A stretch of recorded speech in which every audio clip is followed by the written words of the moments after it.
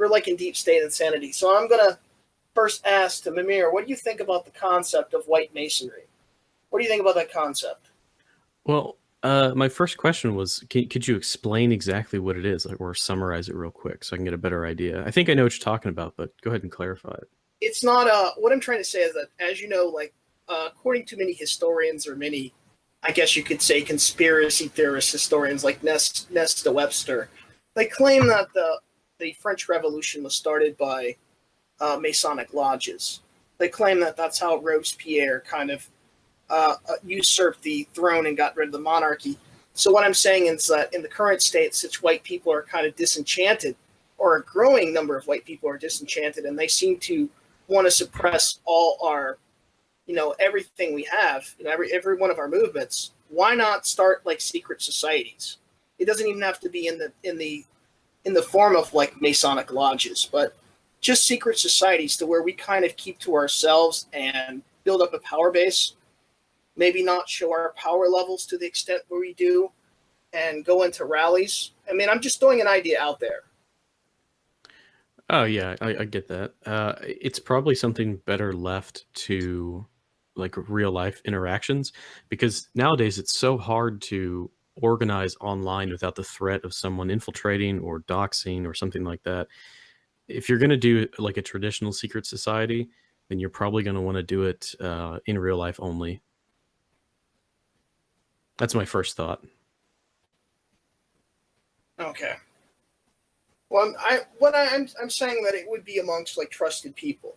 It would be amongst trusted people, which, in your local community you can kind of trust, and it would also we have the potential also to take over a lot of these like older local foundations, in order to implement this. It wouldn't just be like necessarily online, because we're secret online. It would be redundant, to kind of have it online as opposed to real life. I was kind of speaking something that was growing from, from online into the real world, because there seems to be a kind of transition from the online life to real life. Ethno nationalism seems to have it seems to be a non-smooth transfer. Yeah, The it niggas. does. It does seem that way. The niggas. The niggas. The niggas. But I was just trying to think of like ways in which we could, we could kind of transition from, From from the online world into the real world. What Yeah, I also, a lot of people have been proposing is like for ethno nationalists kind of to go to smaller kind of, whiter areas and kind of start buying up land there and start establishing themselves in the local government, whether it's like electing a sheriff or electing, various different elected officials. That's also been proposed, because I don't know, how do you see like the rallies? How do you see like the rallies and everything? Do you really see this gaining momentum? Because I've heard various different sides. well, And I hate to play like Monday morning quarterback or play a commentary. I did go to Charlottesville. I did go to Charlottesville, and I think it had a mixed reaction. Kind of had a mixed reaction. It was good to see that many people, but it was bad in the fact that every time we go into one of these liberal havens, they set us up. The cops set us up. Antifa's there. And you can't really trust anybody in these areas. right, exactly. Which is why I think that taking things into real life is it's a bit of an issue at the moment. So if you're going to go into real life, you have to have a unified movement.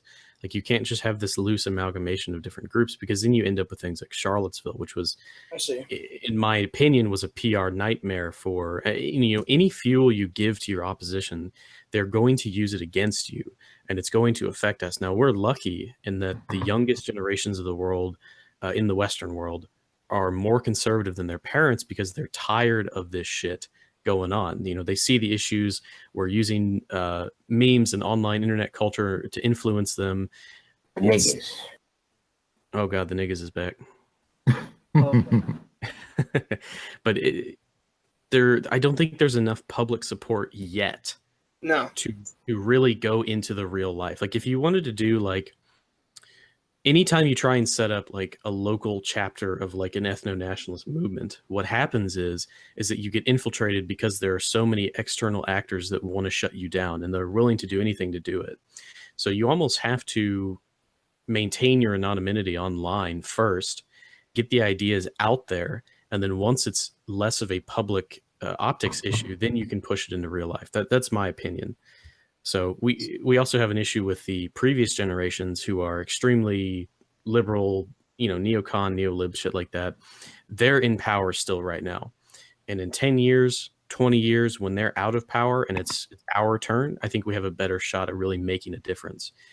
So my idea is for the here and now is that every member in the movement needs to focus on self-improvement first before we take things into real life, because no one wants to see some 400-pound neckbeard waving around a Nazi flag at Charlottesville. Yeah. You know what I mean? Like it's not good.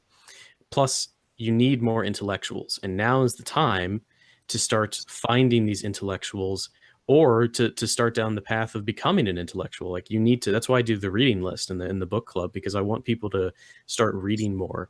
You know, exercise, treat your body right, start a family. You know, get your money straight first, because I don't think now is the time to take it into the streets just yet.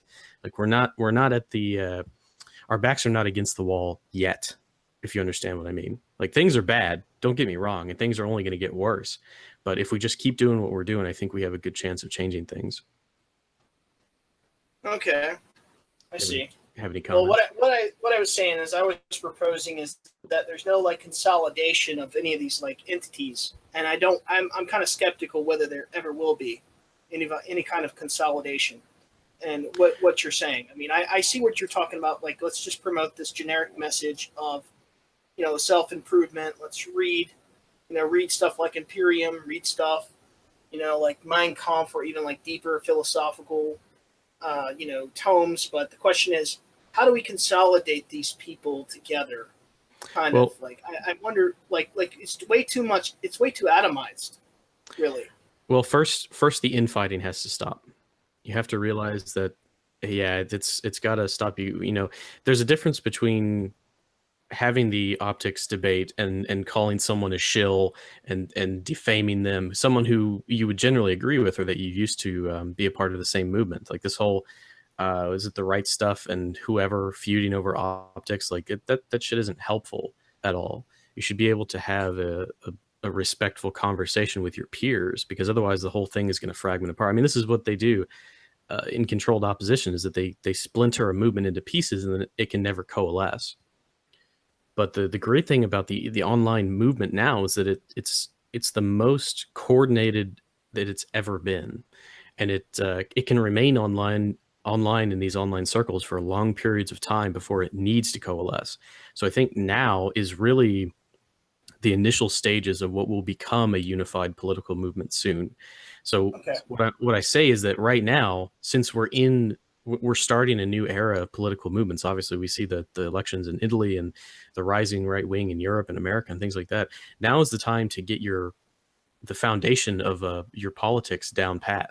Really reinforce your ideas, get your arguments out there, go on a live stream, challenge somebody, do debates, make funny images, do video stuff like that. And then in 5 to 10 years, when we finally have a chance at taking power, like actual political power, not this dumb boomer shit, then will be the time to sort of coalesce. But in the meantime, we have to worry about optics and really how we interact with one another. Well, do you think there's a kind of hysteria that like people have this like notion that everything's going to just end? Of course, yeah. It's more of that nihilist spirit. Like you almost have to be idealistic nowadays in order to combat this. Like, yeah, things can get bad. Things can not go the way you want. But if you really want something to get done, if you really believe in this, you gotta sacrifice for it. I think if we had more positive messages in the movement, which is I've seen plenty of, but there needs to be more. You know, kind of this unity idea. So it's some of the things that I've been pushing, really. You know, this positivity.